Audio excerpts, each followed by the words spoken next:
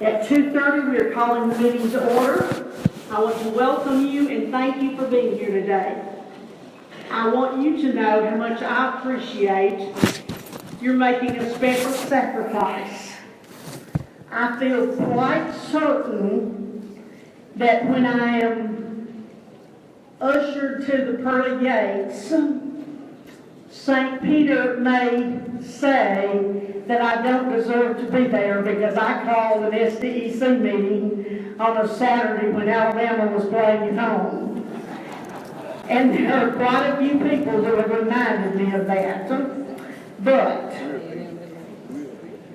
the staff almost revolted when I said, you know, we're going to piggyback on ADC's kindness in letting us use one of their rooms. Because you know what a penny pincher I am, and we save money every way we can. And Dr. Reed, I want to thank you and ADC for your generosity in letting us use one of your rooms. Thank you so much. And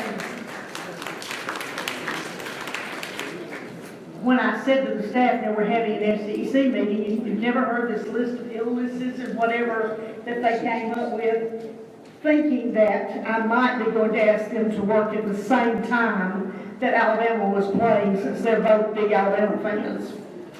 But fortunately, it was an the game is a night game. This is an afternoon meeting, so they won't miss a minute of it. Now, if you are an elected official, please stand up. We always want to recognize our elected officials. Thank you. Thank you. We're so glad you're part of SDEC. And I know we're going to have more elected officials very soon. And at this time, I'm going to ask our Vice Chair, Reverend Randy Kelly, to give our invocation and lead the Pledge of Allegiance. Dr. Kelly.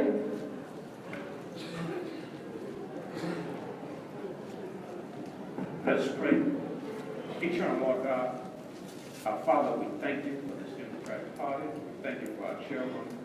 We thank you for her commitment, convictions, and her dedication to the causes of the Democratic Party. We thank you for the values of this party. We thank you for the diversity and inclusivity and working for the greater good and best. Lord God, we thank you for the gathering of leaders. We pray to continue to build your kingdom on earth as it is in heaven. Enable us to work if everything depends on us with the full confidence that is still in charge. These are the blessings in the mighty name of Jesus. Let us all say, amen. Amen. Let us stand, please. I pledge allegiance to the flag of the United States of America and to the republic for which it stands, one nation, under God, indivisible, with liberty and justice for all. Thank you. Thank you.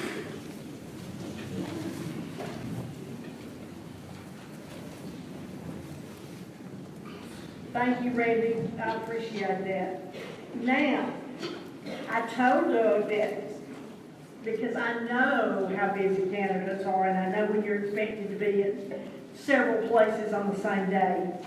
When a candidate says, could you put me at the beginning? I know how to put you at the beginning, Doug, right up there at the top of the agenda. And so, some of the folks who are not in the room yet heard Doug speak next door during the luncheon.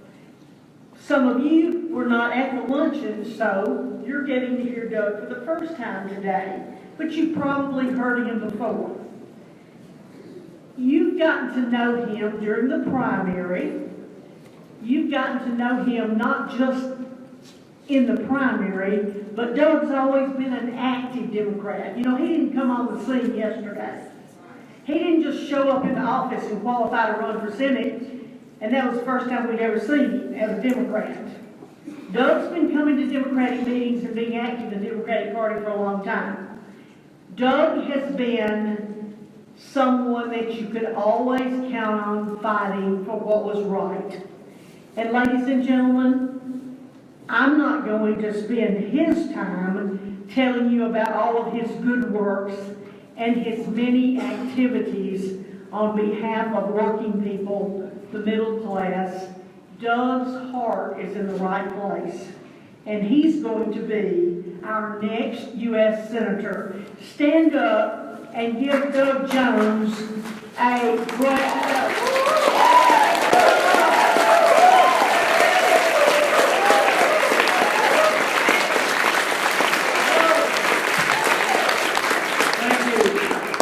Thank you all.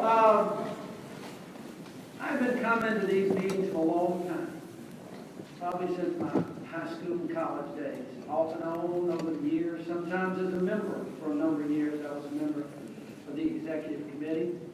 I've been here on behalf of candidates when I was a staffer for Senator Heflin and working on other candidates.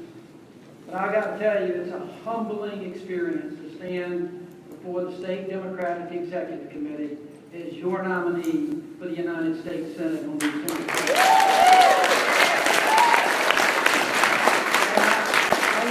I want to thank you at the beginning. I got so many people out there that worked either in the primary and others that worked for some of my just incredible opponents, two of which I think are here right now. I see Will Boyd in the back. Stand up, Will. Give Will Boyd a little bit. Jason Fisher is back there. Unlike the Republican Party, we all liked each other. We got along because you know what? We shared the same values.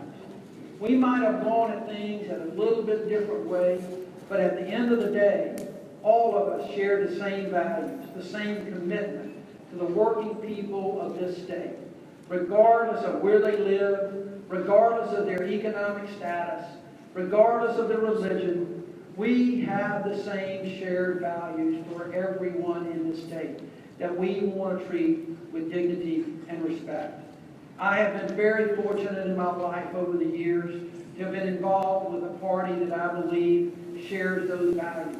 It goes back to the days of Franklin Roosevelt. It goes back to the days of Harry Truman and John Kennedy and Lyndon Johnson, and perhaps more significantly, those leaders that Dr. Reed talked about at the ADC meeting, people like Carl Elliott and the work that he did in education, and people like Lister Hill with all our rural hospitals, and Bob Jones and others that developed TVA and the public works around here. Those were the kind of leaders that I think should set the example for the Democratic Party today. We have so many issues that we have in common. We need to make sure that we talk about those issues. We need to make sure that we fight for every man, woman, and child's health care in this state. As we've talked about through the last few months, we're a very poor state. We're a very unhealthy state. And we need to make sure our people are taken care of, that they have affordable health care, that they don't have to file bankruptcy if they are so unfortunate to have an illness. We need to make sure that single moms don't have to take their children to the emergency room just for routine health care. We need to make sure that we have jobs in this state that pay a living wage, to make sure that the minimum wage across the state is raised to a living wage. And we can do that. I reject the notion that that is not good for business. I completely reject that notion. Business leaders in this state understand what it takes to run a business. And it takes the working people of this state to run a business. That's the machinery that drives the state. And we're going to work for those jobs. We want to bring more to Alabama. We want to see our industries flourish. But more importantly, to me, I want to see people united. You know, the congressman spoke about that. Congressman Butterfield, he spoke about that. He talked about talking to each other and how broken Washington is. We've known that for a long time. That if people are talking at each other and they're not talking to each other. For those of you who have known me over the years, you know that I'm the kind of person that likes to sit down and talk. And I'll listen. And that's just as important and maybe more important than talking. We, I think, as Democrats, have to get out there and talk to people. Not about necessarily about being a Democrat. You don't need to try to convert everybody. Everybody, when you go out, shoot, fire missionaries don't convert somebody on the first conversation. We need to just talk to them about the issues that are important. Don't let them get sidetracked on all these other divisive issues. Tell them, ask them, what is important to you? What is it that you think about when you lay your head down at night? Are you thinking about those divisive issues? Are you thinking about your job? Are you thinking about how you're going to educate your kids or your grandkids? Are you thinking about how you're going to pay for the next illness that's in your family? How are you going to pay for mom and dad who are at a nursing home or some other assisted living facility, and Medicaid and Medicare may be going away? That's the issues that are important to them. That's the issues that we're going to talk about. It's going to be really difficult. We had this conversation, Will and Jason were having this conversation earlier. It's going to be very difficult for us in the next 60 days to talk about our issues and not get sidetracked on the extremist views of my opponent. We all know about him. We all know what he stands for and doesn't stand for. We don't need to talk about it. Others will do that. We need to talk. The reason that we are in the situation we are in the state is because we don't talk to people like we should. We don't talk to them, and we get bogged down in some of the divisive issues on things that we can't win. I want to talk about those kitchen table issues. I want to sit down with folks and talk about it, and I want you to do that too. Don't engage in arguments. Engage in conversation. When they say I'm a Republican and I can't vote this way, ask them why. Ask them how their views differ than Doug Jones on jobs and the economy and health care. Ask them how, you might want to dig a little bit and say, ask them how they can vote for a man who betrayed the public trust twice and was removed from office. They're not going to be able to answer. Don't let anybody confuse standing up for what you believe with violating your oath of office and disobeying the rule of law. I stand up for what I believe, but I'm going to serve out my term because I'm going to obey the law, I'm going to be true to my oath, and I'm going to be true to not only the people that elected me and voted for me, I'll be true to everybody in the state of Alabama. We have a unique opportunity, ladies and gentlemen. We have a unique opportunity.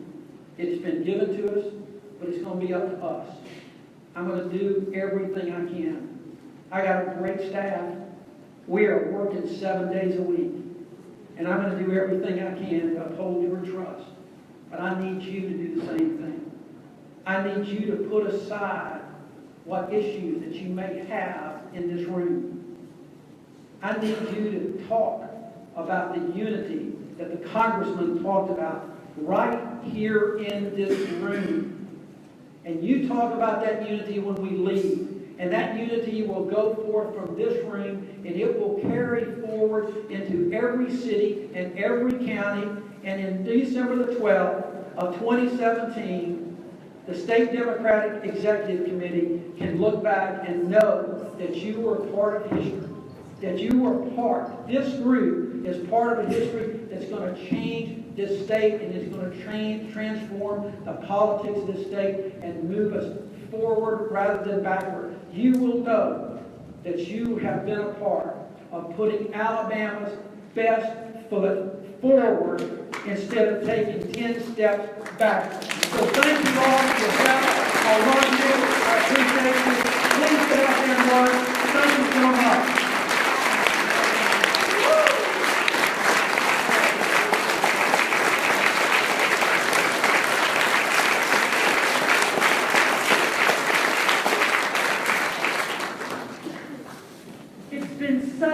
Since I've been able to call a U.S. Senator, and I'll be so happy when Doug Jones is elected and we can actually call someone that might listen to us. So, get all of your counties organized. I know some of you have said, oh, well, we don't meet. Well, you can call a meeting. You know, some of you have said, oh, this hasn't happened or that hasn't happened. Well, you do it. You know, don't wait on the other person to do it. You do it. And don't make excuses for it not happening in your county. So let's get Doug Jones elected to the U.S. Senate. That would be wonderful. And I think there are lots of folks at the national level looking and hoping that Alabama is going to change that time. Okay, we're now going to ask our secretary, Val Wright, to call the roll. Val? Good afternoon. I'm going to ask you to speak up. I'm having a little hearing problem today, so make certain you speak loud enough where I can hear as I call your name to say present on here. Candy Hancock, Haddock. Candy Haddock. Lloyd Love Jr. Here. Glenda Johnson. Emmett Jamal. Amy Burks. Bill Webb. Lloyd Scott. James Lucas. Here. Amy Shandon. Michael Smith. Pearl Jackson. Kenneth Rackens. Ernestine Bell Elliott. Rex Cheatham. Here. Susan Raw. George Herring. Here. Marilyn Lands. Ray Lipscomb. Here. Peggy Jean Dawes. Jimmy Knight. Theodore Branch. Lindari Denson. Michael Denson. Linda Armstead. Jim Spearman. Susan Cobb. Laura Hall. Bob Harrison. Susan Brown. Eddie Sherrod. Sandra Rhodes. R.J. Rhodes. Nancy Worley. Bill Cross. Here. Loretta Dudley. Justin Lackey. Kay Kiker. Jan Toney. Calvin Lawhorn. Gayla Wynn. Ann Green. Preston Nix. Sheila Gilbert. Maitland Adams. Charlene McCoy. James Owens. Sandra Wilkerson. Percy Gill. Alberta McCrory. David Reddick. Sherry Young Kelly. Teresa Smiley. Stan Glasscox. Tina Dark. Bobby Dark. Sherry Kuntz. Jesse Fraser. Katie Walton. Stanley Roberts Sr. Edith Coleman. Charlie Williams. Betty Barnes. Darrell Turner. Judy West Bell. Kyle Womack. Janice Rice. Dennis Bates. Kay Davis. Thomas Davis Jr. Geraldine Agee. Raphael Braithwaite. Jerry Fields. Nikita Blockton. Jason Hall. Julia Juarez. Bob Parker. Allison Morgan.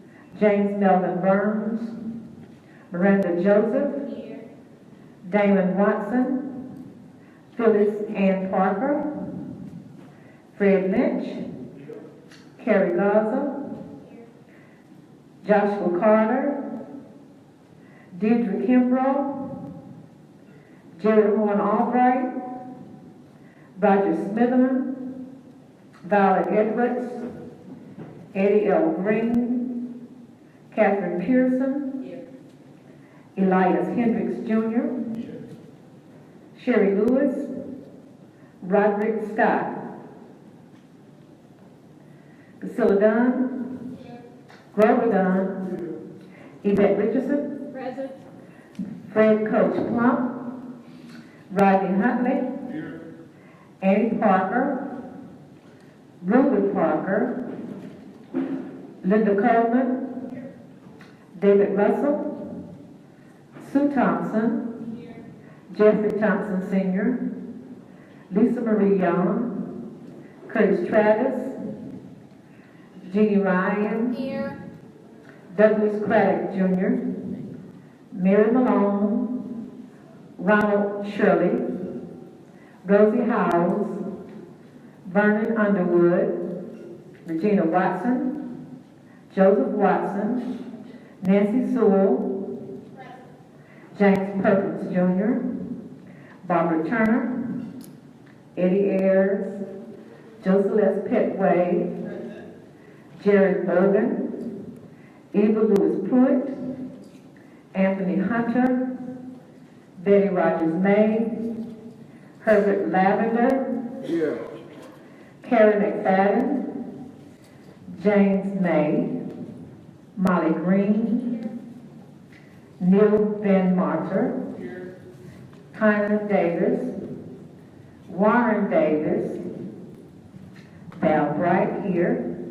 Thomas Brown. Monica Arrington. Fred Bell. Irva Reed. Julia McPhillips. Ella Bell. Alvin Holmes. Beth Clayton. James Fuller. Desponica Moore. J.W. Brannon. Carol Gowan. Ansel Kelly. Jackie Carlisle. Fred Gray Jr. Patsy Boyd Parker. William Parker Sr. Catherine Long. Ralph McKinnon. Linda Christmas Garrett. Earl Jones. Beverly Jones Lampkin. David Kirkland. Vicki Moore. Larry Jerome Hilliard Sr. Arthur Coleman III. Samuel Gillis. Beulah Cook. George Cook. Beatrice Brooks. Bernice Brooks. Hazel Jeanette Lewis. Elmer Lewis Jr. Juanita Wise. Barbara Wise. Eartha Robbins Martin. Mary J. Myers. Willie A. James III. Teresa Bettis. Lorenzo Martin Sr. Vivian Davis Figures. James E. Buskey. Charles W. Holloway. Darby Luxembourg. Cecil Gardner. Mary H. Johnson. Mary Brown Gibson. Joseph C. Mitchell. Patricia Lewis. Eric B. Beck. Ida Coleman. James O. Gordon. Gwen Baker. Tori Bailey. Patricia Jones. Mary Williams. Carolyn Parker. Carthenia Jefferson. Rebecca Marion. Barbara Boyd. Maddie McCarter. Gloria Jones. Dorothy Arrington. Beatrice Pearson. Maxine Irvin. Shirley McLean. Marika Coleman Evans. Thelma Jones. Felisa Owens. Christine Gardner. Shirley Ingram Mitchell. Rhonda Hearn. Mary Wycliffe. White Hall. Verna Elliott. Sheila Spook. Madam Secretary, I am here. Stephanie Stoke. Harriet Deans. Georgia Christian. Jason Geis. Octavia Jackson. Bobby Pearson, Johnny Furler, Raymond Johnson, Lonnie Washington, Jerome Tucker, Earl Hilliard, Dexter Grimsley, Yusuf Salaam, Merle Jones, Arthur Crawford, Thomas Coley, Harry Gilliam, Christopher King, Lawrence Wolford. That's the overall now. Madam Secretary. Madam Secretary. Roger Smith, Madam President. Okay. Madam Secretary, tell him to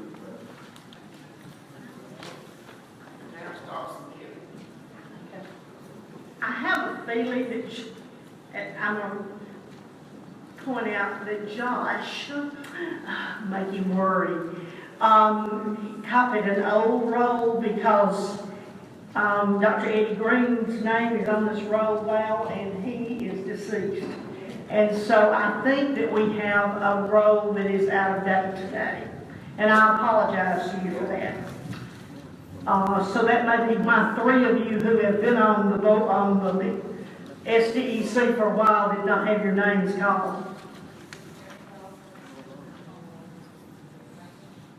If there's someone else whose name was not called and you're on the SDEC, be sure you see Val and make sure you're marked. I did give several people excused absences. We have some that have had surgery and some that were out of town and whatever. But anyway, we do have a quorum present. Thank you all for being here. Now, if you will look at the minutes of the February 4th meeting, which Val took, they are at the end, the last 4 pages, at the very back of your agenda. The last meeting was held February the 4th of 2017, and Val's minutes are there. And if you've had a chance to read those minutes, I will entertain a motion. Okay. Johnny Ford has moved that we adopt the minutes as printed. Judy Bell, did you second or? Okay. Ford has made the motion. Bell has seconded that we adopt the minutes as printed. Is there any discussion? Seeing none, all those in favor say aye. Aye. All opposed, no. You have adopted the minutes. Now, our treasurer's report. Ed Jones sent me an email that he could not be here today. He was out of town, but he said it hasn't changed from our last 2 executive board meetings, and we had an executive board meeting in September. We had another executive board meeting the first week in October. So let me give you the balances that he gave us at those meetings, and that coincides with the bank accounts too. And he gave us a balance from December of 2017 until September the 1st of 2017. He said we began, January, I guess. We began January 1st with $367,391 balance. And that was both federal and non-federal accounts. We began September 1 with $339,147. Now, I don't want you to think that we have quite that much money.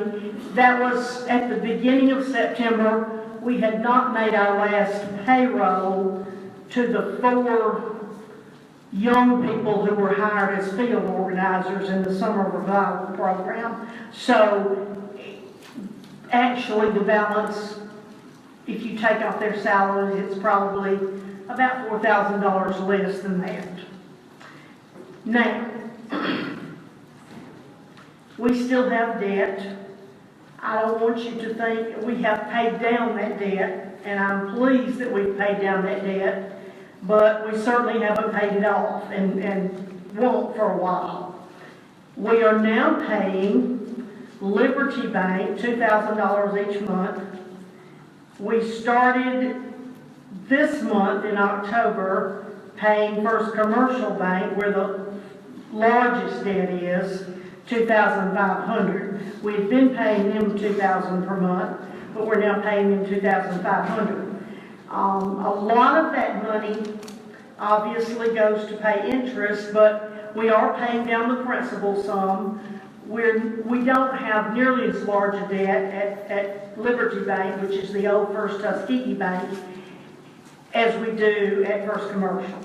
So we will try to continue to pay down that debt. And I will just tell you very honestly, and I've always tried to be very honest about this from the first day I started serving as chair to right now. People don't like to give you money to pay off a debt. I mean, when you call folks and ask for contributions, you don't mention that, hey, this is to pay off a debt, because they won't give you a dime. And that's the reason the State Democratic Executive Committee, and particularly the Executive Board, needs to be ever so cautious in the way money is spent by this party. And under no circumstances should we as a body, and I say we because I was a part of the SDEC for all these years that this debt was accumulating and accumulating, and all these chairs were just going back to the bank borrowing more. And I didn't know that, but I should have been asking questions. So I'm simply telling you where we are, that what we're paying each month, all of our bills are current at this point, which they were 4 years ago, I can tell you. And I'm proud of our financial status, but it could be a lot better. Okay, moving along past the treasurer's report, we have several wonderful Democrats who have passed from our midst since the last meeting, and I'm sure that you may think of others that need to be added to this list. The ones of whom I have been made aware are Ms. Lula Mary Beatty from Fayette County, Mr. Jerry Adkins from Morgan County, Mr. Quitman Henderson from Morgan County, Senator Crum Foshee from Covington County, Ms. Liz Sloan Ragland from Madison County, Mr. Will Turner from Montgomery County, Mr. Don Cosper from Jefferson and Coleman counties, Mr. Daniel Cannon. Now, some of you know his mother, Charlene Cannon, who's the vice chair in Jefferson County. Her son, Daniel, was a resident of California at the time he was killed in a tragic motorcycle accident.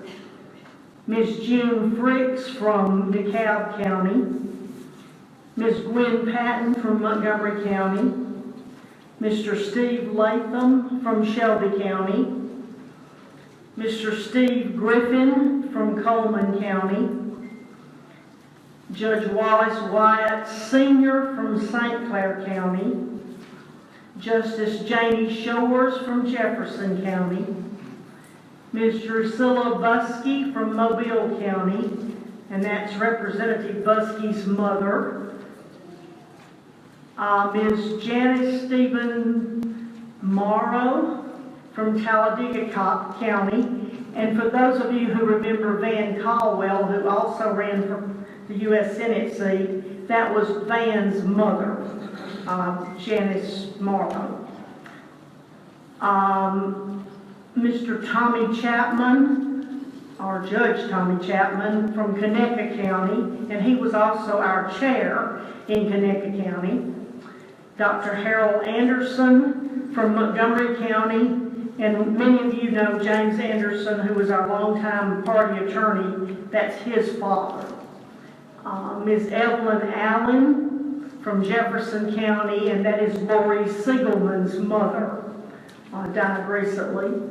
Mr. John Campbell of Madison County, the brother of Senator Ray Campbell and Marcel Weems and others. Very recently, Mr. Liddell Jones of St. Clair County, and Ms. Jones is here as one of our members. And I know you want to express your sympathy to her. Ms. Faye Walker, from Jefferson County, and she's the mother of Tom Walker, who runs the American Village. Ms. Ernestine Bracy, now I don't have whether she's from Mobile, but she's the mother of Representative Napoleon Bracy, who's from Mobile. And Mr. Ronald Eichert, who is from Madison County. If there are others who need to be added to this list, would you please come forward, if you don't mind, come forward and give us their names and where they were from, because we want to remember these individuals with a moment of silence. Mr. Rupert Corcoran from Tuscaloosa County, longtime labor activist and member of the Tuscaloosa County Democratic Executive Committee. Okay. My aunt Louise White, who was union steward for the Communication Workers of America, passed in August. Is there anyone else whom we need to remember? The late Coach Andrew A. Sewell of Dallas County, the father of Congresswoman Terry Sewell. Did you get that?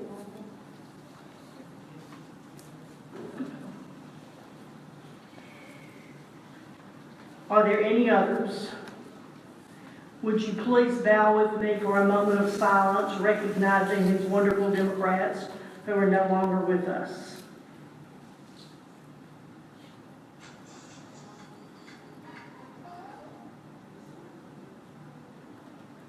Thank you very much.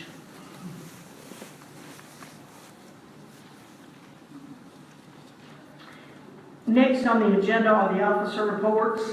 This may be the shortest officer report you've ever heard from me, but I will very quickly say that since we last met in February, we had 2 new legislators who were elected, Rolanda Hollis and Prince Chestnut.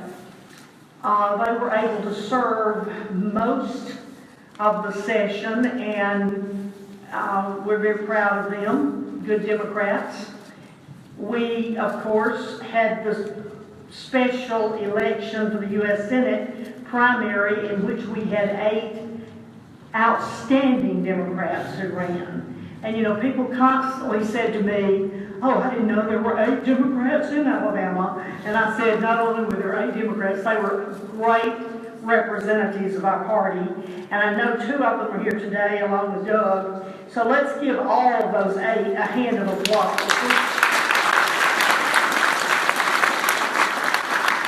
We currently have 2 special elections that are about to occur on the same day as the special U.S. Senate election.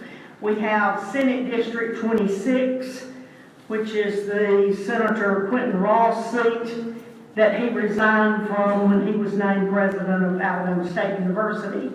We also have House District 4, from which a Republican followed in the lead of his other what should we say, senators. And he, Representative Mickey Hammond, was, I think, pleaded guilty to fraud. And so he is now no longer in that seat, and we have a great Democrat running in that, and we have 5 great Democrats running for Senate District 26. We know, that's right, we know there will be another special election called soon, but we have gotten no proclamation from the governor yet. And so when that proclamation comes, our executive board will handle the opening of qualifying dates since you gave permission for that. And that will be the House District 21 seat where Representative Patterson just died. And he was a Republican, so we want to get a good Democrat there too. All right, we've had 2 visits from the DNC in the last 2 months. The DNC sent down 3 of, other than sending Tom Perez to do our site visit, they sent 3 of just about the highest up people they could find to do our site visit for Alabama. And they were all good friends, and I was pleased to have them in Alabama, and they have talked to some of you. I don't know how many of you they talked with, but gave some of you the impression that we were going to be getting all of this extra money coming from the DNC. No. A little bit more. Maybe enough to hire 1 more person. But we've been getting money from the DNC now for several years in a program that Howard Dean actually started when he was chair of the DNC, and that was called the State Partnership Program. And Howard Dean built that up, and at that time I believe there were 3 or 4 people working in Alabama being paid out of that program. Then they cut the funds back, and so for the past 3 years, Josh and then later on Brian have been paid out of those funds from the DNC. If they give us the remainder of what they say they're going to give us, we hope we can get another person, maybe someone who can be out in the field doing field organizing. And the 3 people who came to Alabama were the deputy, my friend Jamie Harrison, who was the former chair in South Carolina, Congressman Ellison's assistant, Will Haler, and then Tory Taylor, who had worked in charge of Chairman Perez's campaign. So we had 3 dignitaries who came for our site visit in September. And then just this week, we've had a person from the DNC election protection team who came to Alabama to talk not only with the Jones campaign, but with us in Montgomery about an election protection program and getting everybody lined up for any kind of problems that might occur on December 12th. Now, moving on my report, we had the Summer Revival, which was funded in part by, we had to match a grant that the DNC gave us, and we called it the Summer Revival. We hired 4 young people, all of whom were placed in a quadrant of the state. You know, northwest, northeast, southwest, southeast. Some of our young people were better than others in those positions, and that's the way it always is. We learned a lot from that experience, and I would say throughout the country, in talking with other chairs and EDs, basically the Summer of Revival was kind of a mixed bag. It worked well in some areas, and it didn't work well in some areas. I know some of you as county chairs have said, I never even met my representative, which is most unfortunate. So it's extremely important when we have these people that we hire that you let us know if you're not seeing them. The Summer Revival program, though, did organize and had some great voter registration drives and some activities that went on because of that program. And so I'm proud of it in some respects, but in 2 cases, it didn't perform up to expectations. Now, we have to do 3 things today on new business. And since I don't get to debate and I don't have extremely strong opinions about any of these, I'll simply make my comments about each of the 3 right now, and then I'll move on. The first thing we have to do today after filling vacancies is we have to set the opening of qualifying for the 2018 election. And I know some of you are saying, but we aren't to 2018 yet. Well, you see, that's true, but everybody who's wanting to run for office wants to know, well, when are you opening qualifying and when's it going to close? Well, we know when it's going to close. It's going to close on February 9th of 2018. Count on your fingers how long that is. We are already in the middle of October. And qualifying will close for all offices, legislative seats, statewide offices, all of our county offices that are up for election, judgeships, that will close on February 9th. So we need to go on and let these people know why it's important that they start forming their campaign committee, raising funds, all of that, and when they can expect to qualify with the party. Now, I'm going to make a recommendation to you today that we choose to open our qualifying on the same day the Republicans are going to open theirs.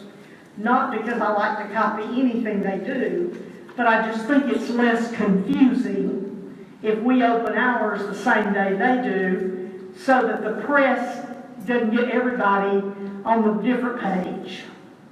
The Republicans are going to open their qualifying, we called them yesterday, on February the 8th. I'm sorry, January the 8th. I wrote January the 8th. Okay? Which would be a month. That is plenty of time for candidates to qualify. So, and I honestly think that's what the candidates prefer, because having talked with some office holders, they've said to me, please don't make us go out there and campaign all through Thanksgiving and Christmas, or whatever holiday. So give some thought to that. If you want to set it at a different date, that's okay with me too. I'm not wedded to that. The second thing we'll vote on today will be on Bylaw Amendment 1, which if you turn over past the first page, this has to do with, and I've labeled it Amendment 1. This has to do with amending Article 3, Party Organization, by deleting the last 5 lines. And this was submitted back in September, when we realized that we had a conflict in bylaws. We had one bylaw that said, which we've been doing for, I know, at least the past 20 years, because I can go back and remember at least 5 election cycles where at the end of the organizing meeting every 4 years, when we elect new SDEC members, we always call on the congressional districts to go to the different corners of the room and elect a man and a woman to be the representative of that district. And those 2 people are elected to serve on the executive board. Now, they also are elected to carry out any kind of leadership function in the district that they want to carry out. Some do, some don't. Okay, I know your group, you and Jim have gotten a group together in your congressional district. And we have another district that has gotten a group of SDEC members together, and they've elected a different person other than the 2 people who were elected here at the organizing meeting. Now, according to the DNC, when you elect chairs and officers and representatives, there has to be parity. And so back when the DNC went to this rule, is when we changed the rule at the SDEC to make sure that each congressional district had a male and a female representative. And that, like I said, I know that's been in place for 20 years.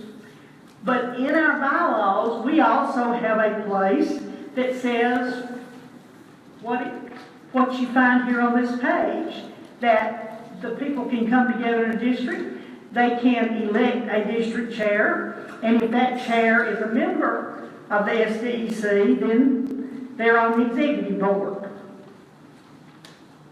So we have conflicting bylaws. And this would, if we deleted these 5 lines, it would clear up what we haven't been doing for a long time. But again, it's not the end of the world if you don't do it. Moving on to the last amendment. Madam Chair, before you move on, this is just a technicality. When you say delete the last 5 lines, that would include the word fit. So you may want to say the last 2 sentences. That's a good idea. Okay, yes, that's a good idea. Okay, 2 sentences, and that is good advice. She's talking about the instructions at the top. Okay, moving along to the next amendment is one Clint Daughtry submitted next to our last executive board meeting, and it has to do with the calling of the roll and the sign-in sheet, and I have no preference whatsoever on that. That's strictly your preference. I think Janet, did he say, Clint's not here today, he said you and he had worked on that together? So did he ask you to present it? Okay. Well, anyway, that's strictly your preference. And that's all I will say for my report. I will move now to our Vice Chair, Randy Kelly.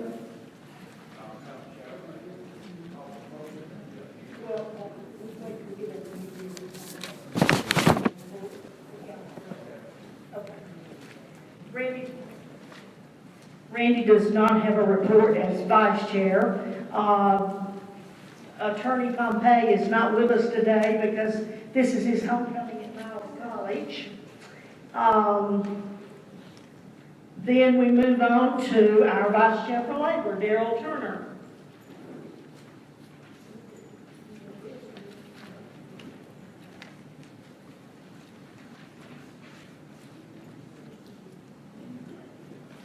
Thank you, Nancy. Ladies and gentlemen, this will be a short report, but I just want to tell you, everybody hears what the unions do. I'm going to share just a few things with you today that you may not know that we're involved in, and they're very prevalent at the Alabama AFL-CIO. Of course, we have a #1 ranking in membership among the 13 southern states. We're ranked in the top 10 nationally in the southern states. We're #1. That's in membership. But that's just numbers. I want to tell you what we're doing that you never hear about. Of course, we help with the organizing efforts, and we ensure full participation in Alabama's labor movement. That's a given. We walk the aisles of the state legislature, and we make every effort to get bills passed that will better the life of average working people in Alabama. And I don't have to tell you, for those that follow politics in Montgomery, we've not had a strong success rate, but I think the winds are blowing in a different direction. Among the constituency groups that partners with Alabama AFL-CIO is the A. Philip Randolph Institute. Maybe a lot of you haven't ever heard of that, but they are a giant among the civil rights groups nationally and within the states, and they just do so much for working people. They fight for minority rights. They fight for a better wage. They partner with the national AFL-CIO, and here in the state of Alabama, even though maybe we don't hear a lot about them, they're up and running. We have the Coalition of Black Trade Unionists. That's another group in Alabama. It's a very powerful voice for black workers within the labor movement.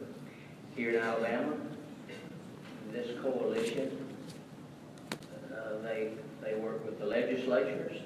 They partner with the state federation, and probably what they do as much as anybody, and we never read about it in the newspaper. They fight and fight and fight and fight for the working poor in this state. And it's just amazing. It's just amazing to me to see how these people operate and what they do on a shoestring budget. Another group in the state of Alabama that is very prevalent is the Union Veterans Council, of which, as a veteran, I'm a part of that. But they band together and they speak out on issues that are paramount to veterans and the needs of veterans. We partner with the United Way. We partner with NEA, and that's to address issues common to blacks, whites, anybody in this state that has a need. In a state of 4 million people with a poverty rate approaching 34% in some of our counties, that is a strong urgency that these groups do step up.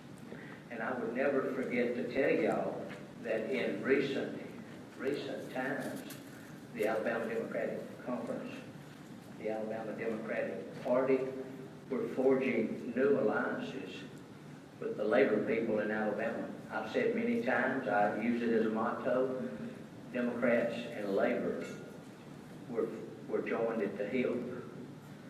And it takes everybody. Everybody doesn't have to be a union person, but everybody in this state is affected by a union person.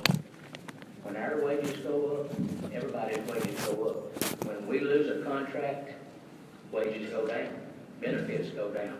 We have a president right now that's, he pats everybody on the back. He says, I'm going to do wonderful things for the working people. But let me tell you, ladies and gentlemen, he's against anything and everything if it stands for working people.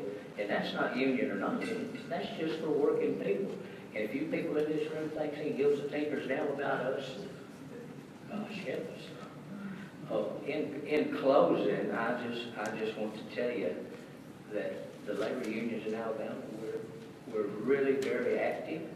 We're alive and we're well. We're doing about 13% of the work in the state. Doesn't sound like a lot, but take a state like New York, and that's a blue state, unionized across. They're only doing 17% of the work. So that tells me that we're on the move. It tells me the Democrats are on the move, and it tells me the most important thing I can tell you today is vote, vote, vote.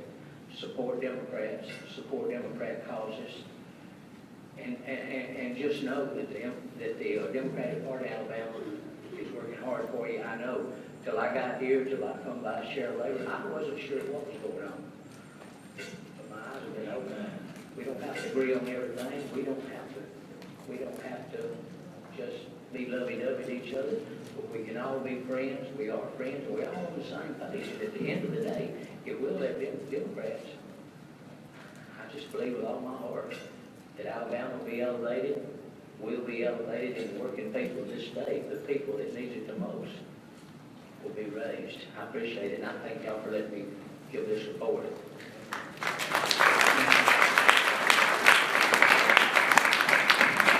Thank you, Dale. Dr. Reed, the report of the Minority Affairs Committee. Okay. He just said he doesn't have a report. And then our vice chair for youth is not here, and our DNC members, Janet, Charlie,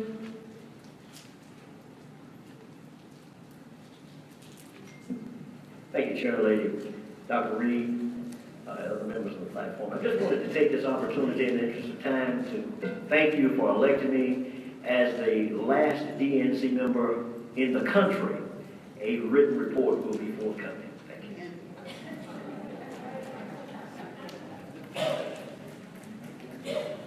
Thank you. Unzel is from Alabama, so we claim you, but he really represents the county government. Do you have a report? Okay.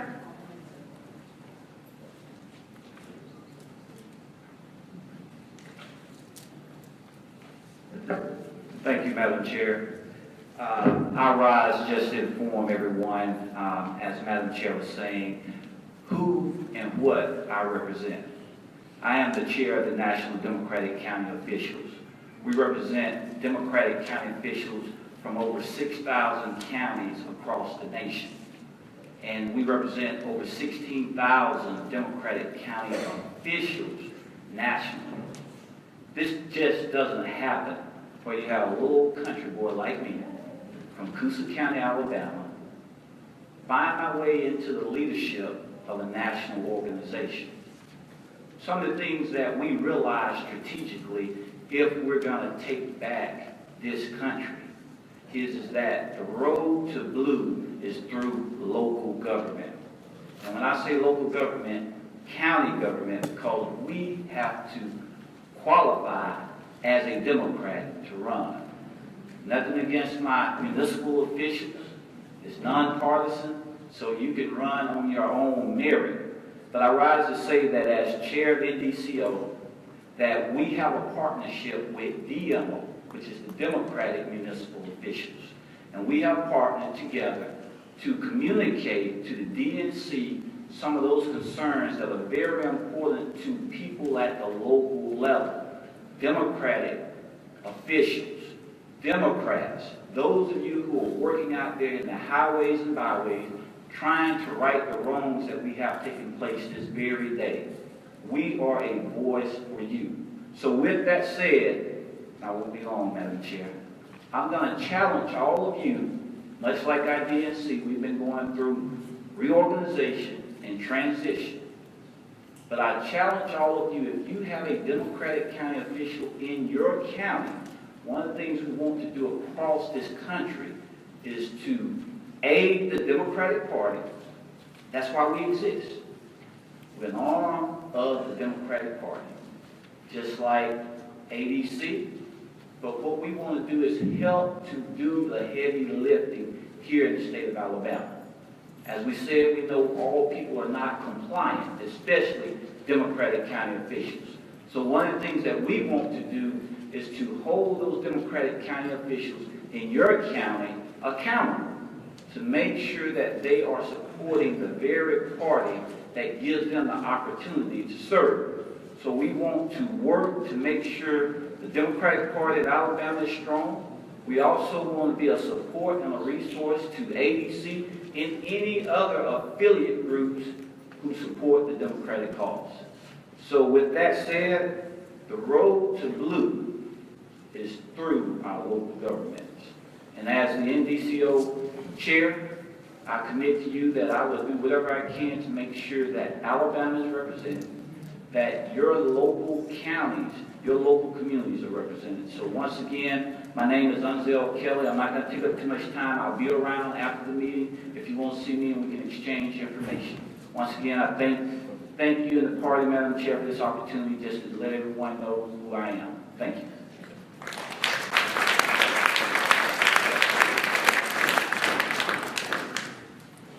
Thank you, Unzel. Tall guy, I have to pull down the microphone. At this point, we move to the unfinished or old business. Is there any unfinished or old business that needs to come before this body? Seeing none, let's move on to Roman numeral 9, which is new business. And the first thing we always do is fill vacancies on the SDEC if someone is here to be nominated. You must be present if you are nominated, and you must give your willingness to run for this place. So if you'll turn to the back of this agenda, we have several places that are open. If you are interested in nominating someone and you know your person is here today and willing to serve, come on up here to the front so we can hand you this in the order in which we're going to read these. I think that'll save us a lot of time if everybody just comes on up here, if you're planning to nominate somebody.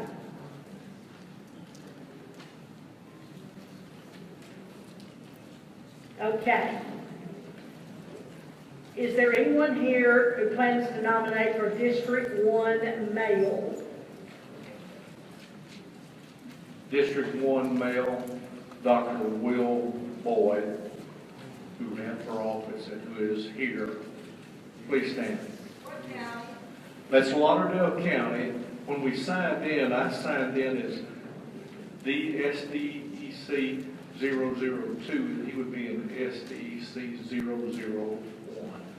Okay, Dr. Boyd, are you willing to serve in this? Yes, ma'am. Are there any other nominations for District 1 male? Any other nominations? Make a motion, we close nominations. Hang on, I've had a question.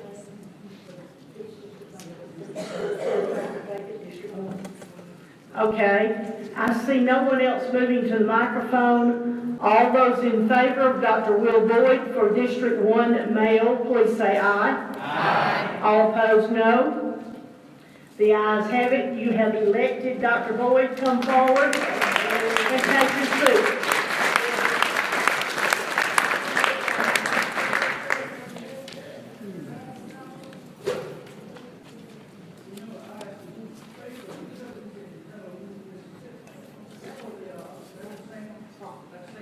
District 1 male has been open for quite a while, so now, this is not taking anybody's place.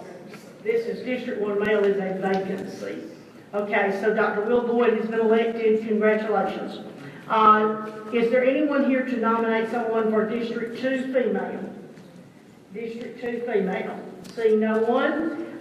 District 11 female. District 11 female. District 11 male. Is there anyone here to nominate someone from District 11 male? Okay, moving along to District 13 female. I would like to nominate Tina Bowen for 13 female. County? Walker County. And advocate of women's rights, civil rights, advocate for children's rights, University of Alabama graduate, 32 years teaching experience, and mother of Bridget Bowen, who helped in the Summer of Revival and is now working for the candidate running against Idaho District 4. And she was one of the good ones. Bridget Bowen was a wonderful Summer of Revival employee. Okay, thank you.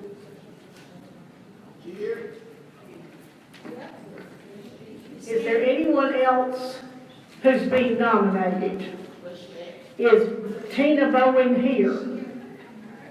And are you willing to serve if you are elected? Thank you. Now, I see no one else moving to the microphone for District 13. All those in favor say aye. Aye. All opposed, no. You have elected Tina Bowen. Congratulations. Come forward. Okay. District 13 male. For 13 male, I would like to nominate Tim Bowen. Stand up, Tim, so they can see you, please. And Tim is the current chairman of the Walker County Democrats, 35-year rail industry employee and a member of the union, former small business owner, lifelong Democrat, rejuvenating the Walker County Democratic Party. Okay, Tim, I see you standing, and are you willing to serve if you are elected? Okay, are there other nominees for the District 13 male? Any other nominees? Seeing no one, all those in favor of Tim Bowen say aye. Aye. All opposed, no. You have elected Tim Bowen. Congratulations. Come forward. Thank you. District 14 female. District 14 female. District 17 male. District 17 male. Madam Chairman, I hereby nominate Carter Berry of Marion County as our male member for House District 17. Carter, would you stand up and let everybody see you? Okay, Carter is one of my right-hand people in Marion County. If I need something done, all I have to do is either call or text Carter, and he's just Johnny on the spot. He's right on it. He is a young Democrat. He comes from a long line of Democrats. His mother substitutes in the Haleville City Schools. You know, they're all just lifelong Democrats, and I think he'd be a tremendous asset for our party. Thank you. Carter, you're standing. Are you willing to serve in this position if elected? Okay. How do you spell your last name for us? Val needs to get that in a minute. Okay, the easy way of spelling Berry. Okay, are there other nominees for District 17 male? Seeing none, all those in favor of Carter Berry for District 17 say aye. Aye. Opposed, no. Ooh, y'all are in a hurry. Okay, let's move on. District 18 female. District 18 female. I'd like to nominate Yvonne Foster for District 18 female. She is a member of the Executive Committee in from Franklin County. She's been involved in Democratic politics since the Stevenson-Sparkman presidential ticket in 1950 when she was 11 years old. Her father was a union man. She's a retired teacher. She worked as a local AEA leader for 20 years. She conducted the first exit poll in Alabama for CBS News in 1970, where she was arrested because somebody complained that she had intimidated voters. She was clear to that and is still a Democrat. Yvonne, would you stand? She is standing. And I remember that arrest, Yvonne. Okay, thank you, Sherry. We did get that. Okay, are you willing to serve if you're elected? Yes. Okay, thank you. Are there other nominees for District 18? Seeing none, all those in favor say aye. Aye. All opposed, no. You have elected Yvonne Foster. Come forward and take your seat. Congratulations. District 18 male. Michael Adams from Etowah County. I'd like to nominate Mr. Eddie Britton from Franklin County for House District 18. He's a retired educator. He's been involved in AEA for a long time, a lifelong Democrat. He's from a union family, Brother Turner. He is married with 2 children and 4 grandchildren. And it's my pleasure to nominate you for membership of this body. Thank you. I see you standing back there. Are you willing to serve in this position if elected? Yes, Madam Chairman. Thank you. Are there other nominations for the District 18 male seat? Seeing no one, all those in favor of Eddie Britton for District 18 males, please say aye. Aye. All opposed, no. The ayes have it. You have elected Eddie Britton. District 24 male. District 24 male. District 26 female. Oh, going back to 24 male. Okay. We're going back to 24 male. Okay, Kiper. We have a candidate who has been approved by our Democratic Club and also the County Club.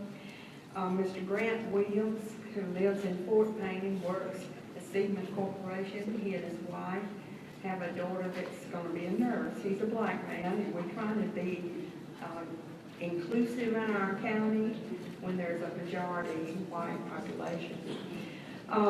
And so I recommend Mr. Grant Williams of Fort Payne. Okay, is Mr. Williams here? Okay, then he can't be nominated, okay? You have to be present to be nominated. Sorry about that. Okay, remove that person because he is not here, and you have to be present to be nominated. Okay, now moving to District 26, female. I'm Gail Wynn, District 27, Marshall County, and I am nominating Dana Davis for the female representative for District 26 in Marshall County. Okay, now say that real slowly so Val and I can get it down. Dana Davis, D-A-V-I-S, District 26, Marshall County. Dana is a 20-year-plus employee of Gadsden State. She AEA. She serves on our executive committee and on our Marshall County Democratic Party club. Had to think what else to call it. Anyway, real excited and very pleased to nominate Dana. Thank you. She's from Marshall County. Dana, I see you standing. Are you willing to serve if elected to this position? Yes, I am. Okay. Are there further nominees for District 26 female? Further nominees for District 26 female? All those in favor of Dana Davis for District 26 female say aye. Aye. All opposed, no. The ayes have it. You have elected Dana Davis. Congratulations. If I haven't said congratulations to all of you who've been elected, congratulations to all of you. Moving on to District 26 male. Are there nominees for District 26 male? None. District 27 male. District 27 male. None. District 33 male. District 33 male. None. District 44 female. District 44 female. None. District 51 male. Thank you, Madam Chair. It's my pleasure. I'm Sheila Gilbert, Calhoun County, and it's my pleasure to nominate Mr. Robert Gandy. Robert, would you stand, please? Robert is, he's one of those volunteers. I was looking over his work the other day, and it said that he has award-winning volunteer, all kinds of things. Peace Corps volunteer, Alabama native. He's from Jefferson County, BS degree in forestry from Auburn. Owns his own business, spent 30 years as a private consultant for the Forestry Service, traveled all over the world. The most important thing is he is a lifelong Democrat. He believes in quality jobs, public education, access to quality health care, equal justice, and stewardship of Alabama's natural resources. So I'm very pleased to nominate from this District 51, Mr. Robert Gandy. Gandy.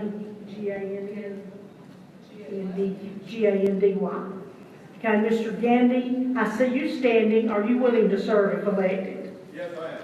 Thank you. Are there further nominees for District 51 male?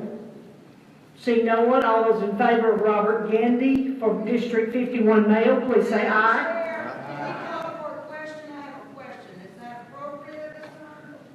Well, I mean, you normally wouldn't question a nominee, but if it's dealing with procedure, you can question that. I just had a question about District 51. Could you tell us what is encompassed in District 51, Jefferson, outside of Gardendale? Is it just Gardendale?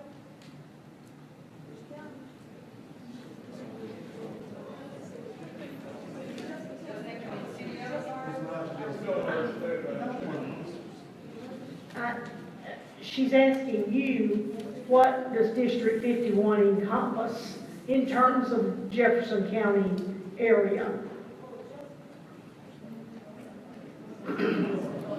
Well, okay, now, let me make sure that all of you understand this, if this is where you're going with this question. I can't read mine, so I don't know.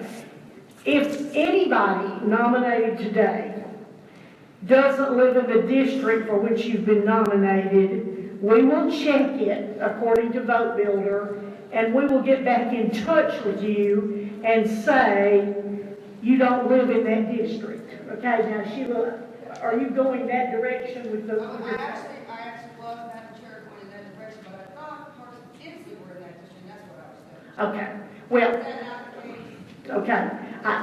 We will be checking everybody today who was elected to make sure they are in the right district, because I've had to write 2 or 3 people who were elected and tell them they were not in the right district. Okay, now we're going to go back to this vote. All those in favor of Robert Gandy for District 51 male, please say aye. Aye. All opposed, no. You have elected Robert Gandy. Congratulations. Please come forward and take your seat. Okay, moving along to District 58 female. Seeing no one. District 88 female. Seeing no one. District 94 female. Seeing no one. District 94 male. Seeing no one. Now look over on the right-hand side. There are a few over on the right-hand column. District 95 female. No one. District 95 male. Madam Chair, I'd like to nominate Jason Fisher. Jason was one of the 7 who was also in the primary election for the U.S. Senate. And my name is Teresa Smiley. I'm from Blount County, and I would like to place in nomination Mr. Jason Fisher. Thank you, Jason. I see you standing back there, and are you willing to serve if elected to this position? Yes, I am. Thank you. Now, are there other nominees for District 95 male?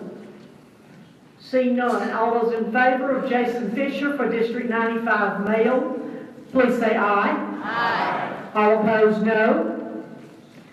The ayes have it. Congratulations. You are elected and come forward. District 96 male. District 96 male. District 100 female.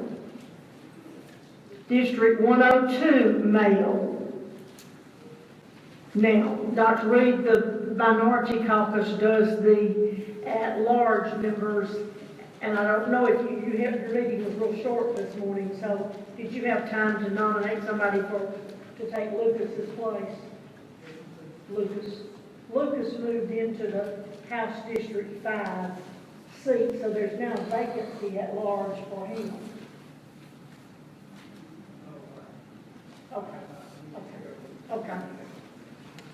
Okay, that one will be carried over. Now, let's move back to our agenda. That's all the vacancies, and we filled quite a few today.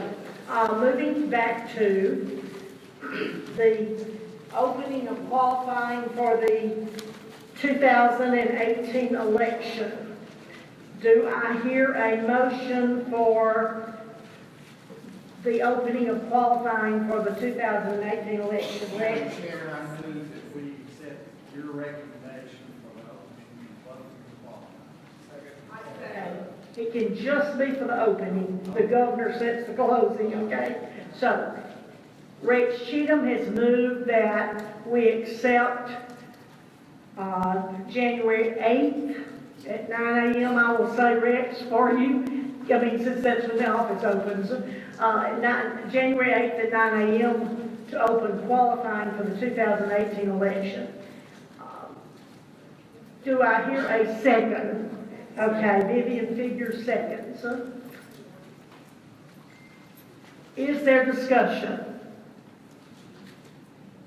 Seeing no one standing up, all those in favor say aye. Aye. All opposed, no.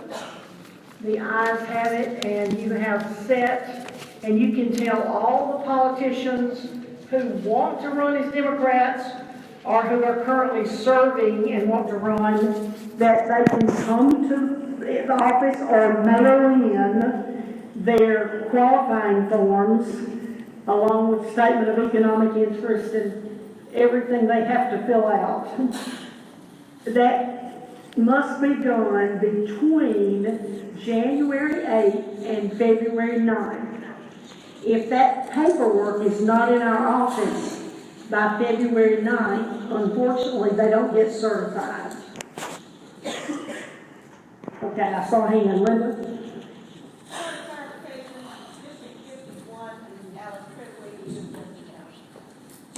Okay. Thank you. Okay, moving along to the next bylaw amendment 1. Now, if you will look on page, well, it's really the second page of your handout. I think I reversed these from what you received at home in the mail. So amendment 1 is the one that has to do with the 2 representatives versus the 1 representative on the executive board from each congressional district. So do I hear a motion concerning amendment number 1? Okay, Randy Kelly has moved bylaw amendment 1. Do I hear a second? Okay. Vivian Davis Figures has seconded that motion. Okay. I just want to make sure that it went in the record as saying that he moved to delete the last 2 sentences. That's what was sent out, it says delete the last 5 lines. Okay, thank you. Okay, so you were not seconding. Okay, she says she will second, and remind us that the instructions up there should say amend Article 3, party organization, by deleting the last 2 sentences. Okay? Now, are there any other questions, or is there debate? Unless you're real loud, come over here and use the microphone. Lloyd Love from District 1, point 1.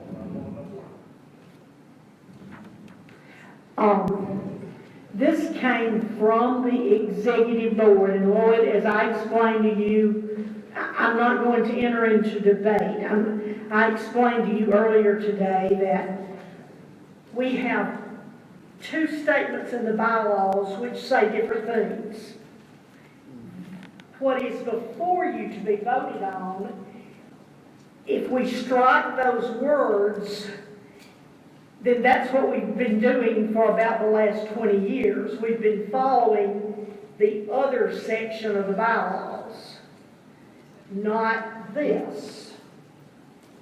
So what this is, in my way of thinking, is simply a clarification of what we've been doing and not saying opposite things in the bylaws. Okay, another hand back there. Bob?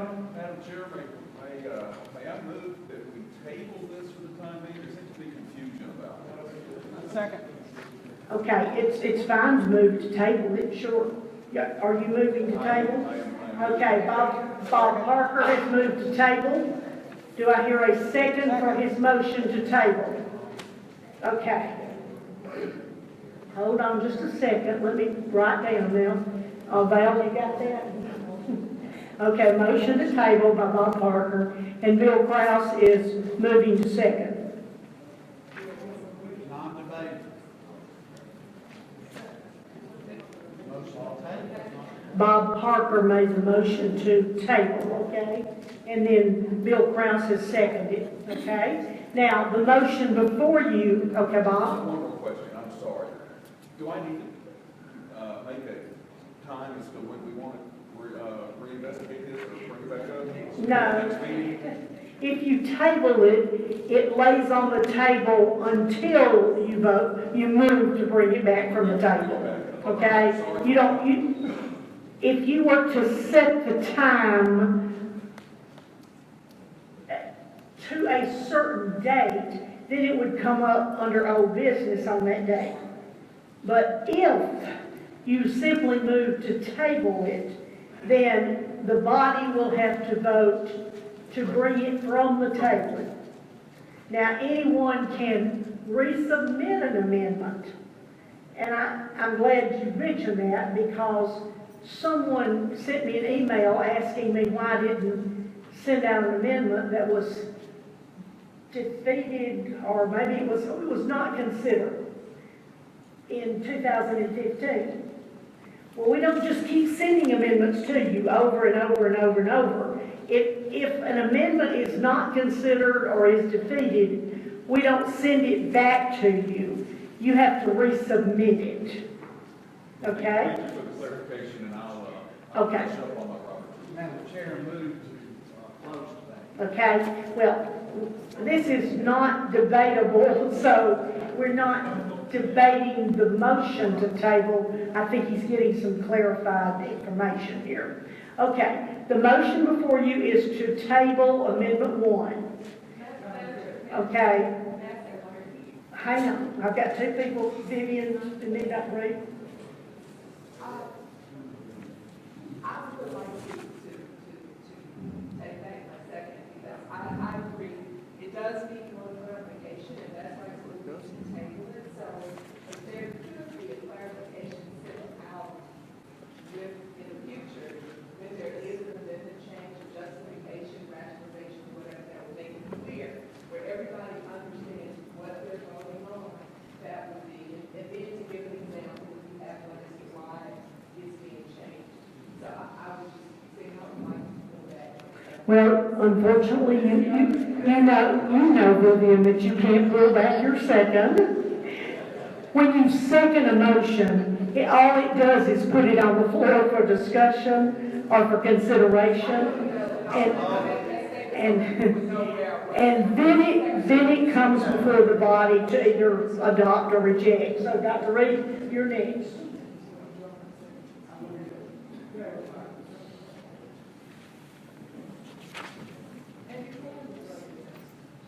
What I wanted the chair to do was to clarify the effect of this motion to table. Is that permissible? If you could do that, let everybody know what this motion does. If you table it, what happens, and if you don't table it, what happens. Okay. Now, let me tell you, I've probably been on this executive committee not as long as some of you, but a long time, almost 40 years. And a long time ago, we used to elect, we had these congressional district meetings, and we elected one person in each congressional district who was our representative to the executive board, and that person called meetings and did whatever in the congressional district. When the DNC passed the parity rule, and parity meant you had to have an equal number of women and men in everything, then a lot of changes were made in the Alabama bylaws and every other state's bylaws. Alabama decided that it would have co-chairs for each congressional district, and they would be elected at the organizational meeting. Now, the organizational meeting occurs every 4 years when you elect the chair, the vice chair, everybody.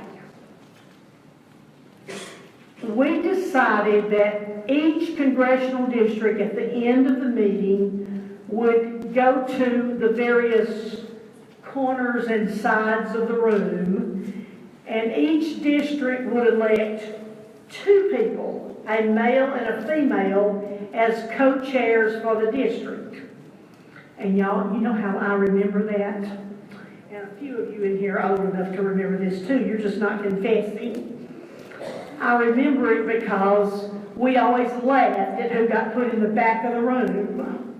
And whoever laughed most at the people who got put in the back of the room, we were sent to the back of the room next. So, it was No big deal. Okay. That little grouping of people then elected two people, a man and a woman, to be the representatives from the congressional district. And these two people then took the place of what had been the one person before. Now, let me just lay it all out on the table. About a few months ago, I don't remember when, a few weeks ago, I got a letter from Congressional District 5. And Congressional District 5 had had a meeting of the SDEC members and had voted to elect someone who is on this committee as their chair. And they said because he was their newly elected chair, and because he was a county chair, that he should be put on the executive board. Well, we already have two people representing Congressional District 5 on the executive board. And so does every other congressional district have two people, with the exception of District 6, which is going to elect someone today. One person who resigned. So, what we have in our bylaws, if we don't adopt this, then we have to go and oust all the people that are elected by their congressional district and have every congressional district go get together for the next few weeks and I guess get one person, and then if we don't have enough males or enough females, we'll have to do something else.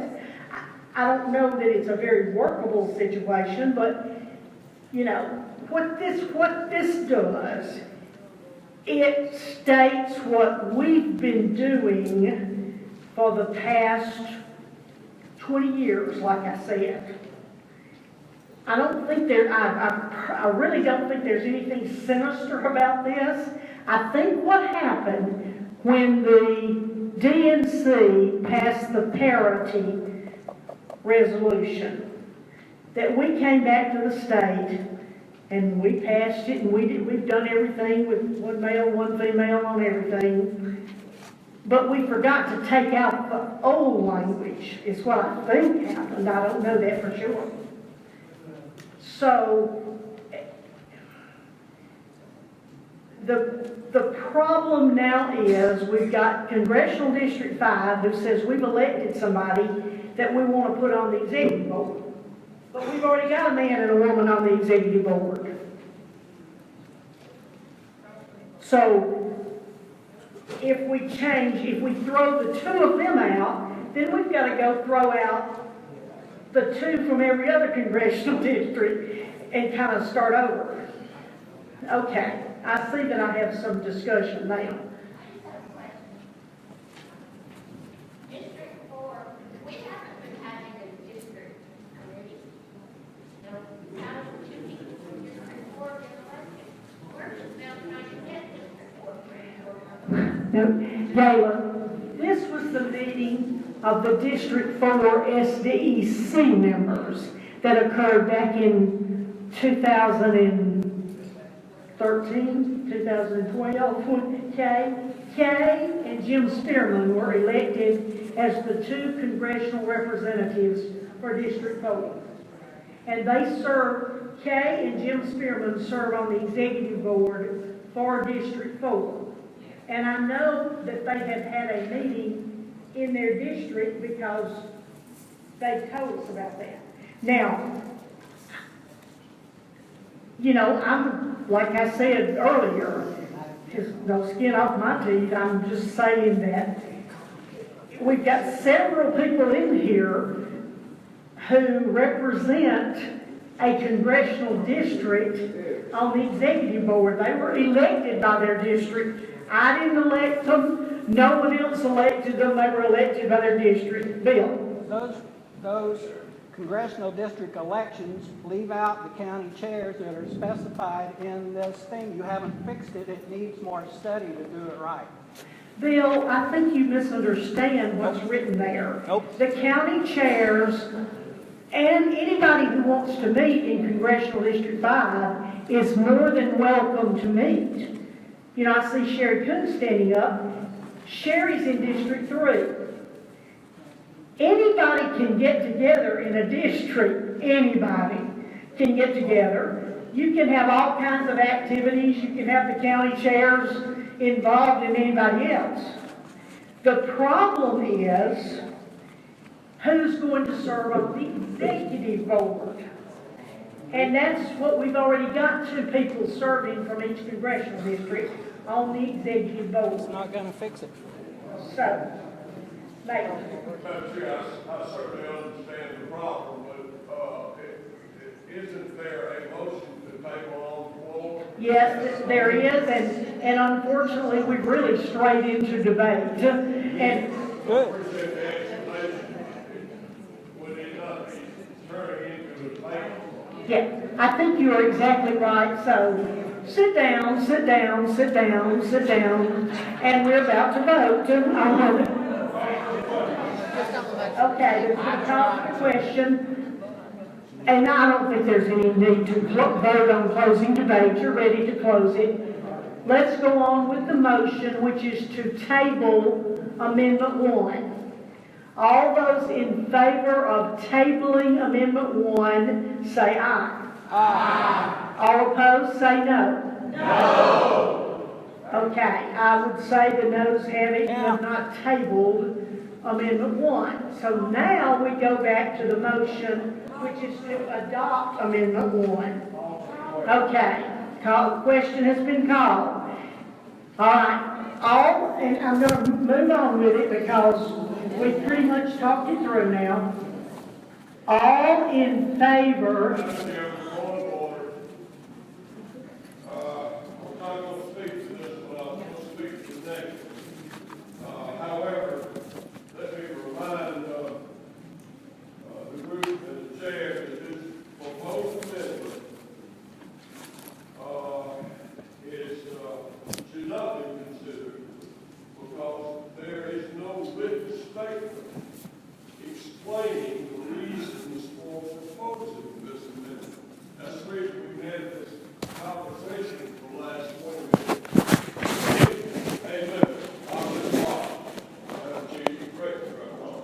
If a member of this body decides to propose an amendment, they have to do so within 10 days in writing to the chair, 10 days before meeting, in writing to the chair, and with the amendment, there must be an explanation or reason for the amendment. In both of these cases, for these amendments, there was no explanation. There was no reason given. The reason must be given is because of a lack of understanding from all of us who don't know what the history was. I understand. And Maitland, thank you very much. I think anyone who proposes an amendment can make a choice of whether to give an explanation or not. You can't force them to now, Maitland. We have had lots of amendments turned in that haven't had explanation. We've had lots turned in with an explanation. I do not know in 12 years, at least, that I've been here, that there's been any amendment accepted by the chair where there has not been a reason necessary. Okay. Well, thank you. Okay. Now. Okay, Sherry. Thank you. Okay, the question has been called. All those in favor say aye. Aye. All opposed, no. No! Okay. You're strongly against closing debate now. We have closed debate. Now we're moving to the motion, Amendment 1. All those in favor of Amendment 1, which deletes the last 2 sentences, please say aye. Aye. All opposed, no. No. Okay, you have passed Amendment 1. See you in court. Now, let's move to Amendment 2. Yeah. What are you going to? Or not read it, I still have to reprint them, but I'll at least save the lanyard. You can keep the credential, I just want the lanyard. Sure, I got my I saw your picture with President Carter the other day. I still with my need to go over. DBT shirt on. Yeah. I'm looking forward, as I laughed and joked, posted the other day, Jason Isbell's concert, Birmingham concerts are going to coincide with my birthday, so I was laughing. I saw that. If anybody wants to, let's make a great present. I hit buy at 2 seconds after 10 and got row J. I'll be honest though, there's really not a bad seat in the album. It'll be good. There's not a bad seat anywhere. And my wife and I are going tomorrow night for Ryman. There's not a bad seat in that place either. Now, we saw, and I'm glad I did, about 3 years ago when Don Williams was playing, which I'm glad since he just passed away that I actually got to see him catch him in concert. And that was a really good show. I mean, it's a simple show. He just sat out there and played basically with his band, but a good show. That's what I need right now to chill me out. Well, and then you got John Prine's coming soon to Alabama Theater too. He came to Huntsville with Jason Isbell, and Jason Isbell was worshiping him so much that it was about 80% Prine. I love John Prine too, but I already saw him 100 times. I'd really Well, he's toured so many times too. God damn. What a fucking mess. Isbell's actually from Lauderdale, isn't it? Green Hill. Green Hill. That's It's around Rogersville. I went to Rogersville High School or Rogers for a little while, and I think that's the same school. It's pretty at one time it was rural. T.M. Rogers, wasn't it? Maybe. Yeah, it's because Rogersville. I don't know if there's a Rogers or a I think the Rogersville. school at one time was T.M. Rogers. Because that was the coldest place. I was a ninth grade. We played them in the playoffs, and that was the coldest. Yes, or at least the credential part. I don't need the credential. All I need, I got it. All I need is the lanyard. Yeah, he just wants his lanyard. He doesn't want his souvenir. If you want a souvenir, you're more than I have a welcome. question. I got to pull them off the other way. I stood here too long. I actually have a real question if I can remember what it was. Amendments. How do you turn in a request for an amendment? Anytime within 10 days. When you don't know when the damn election's coming. So you can turn one anytime? Anytime. Like tomorrow? You can mail one in. And where's it go? Mail one in tomorrow. Where's it go? Just mail them to the headquarters. To the chairman? Chairman. And they'll go in the pile for the next meeting. And get it like certified or something? Does she have to sign for them? You don't have to send them certified. You just have to send them in. Can you get a receipt of knowing that you got it? You'll get. We'll send you a receipt. You get stuck in the middle of so much shit. I hate it. I'm sorry for you. You can write a book one of these days when this shit's over with. It'll probably be over with about this time next year. We'll fix it. You haven't. You do too. I wasn't even realize what to do. Of course, I was reaching out to shake hands. We good. See you soon, man.